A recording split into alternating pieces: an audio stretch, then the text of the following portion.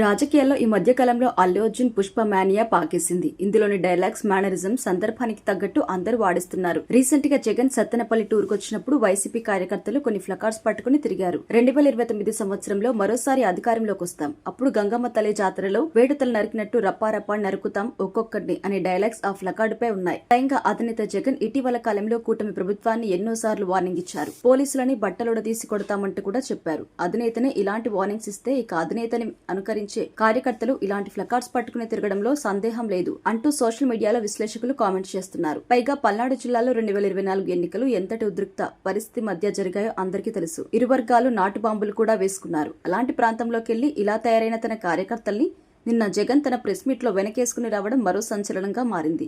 Cinema dialogue కొడితే కూడా arrest చేస్తారా, మన రాజ్యాంగపరమైన రాష్ట్రంలోనే ఉన్నామా అంటూ చెప్పారు. అయితే జగన్ వీటిని సమర్థించడంపై ఆంధ్రప్రదేశ్ ఉప ముఖ్యమంత్రి పవన్ కళ్యాణ్ చాలా తీవ్రంగా ఖండించారు. ఆయన మాట్లాడుతూ చట్టాన్ని ఉల్లంఘించి ఇష్టం వచ్చినట్టు వ్యవహరించే నాయకులకి ఈ మధ్య ఎక్కువైపోయారు. ఇలాంటి నాయకుల పట్ల చాలా అప్రమత్తంగా ఉండాలి.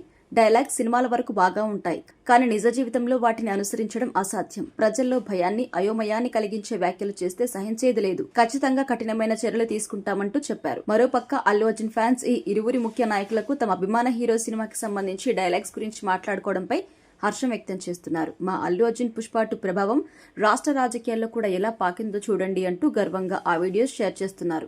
గత ఎన్నికల్లో జనసేన పార్టీ వైపు నిలబడి ఆ పార్టీకి ఓట్లు వేయకుండా కష్టపడిన అల్లు అర్జున్ ఫ్యాన్స్ వచ్చే ఎన్నికల్లో వైసీపీకి ఓటేస్తామని కూడా చెప్పుకొస్తున్నారు.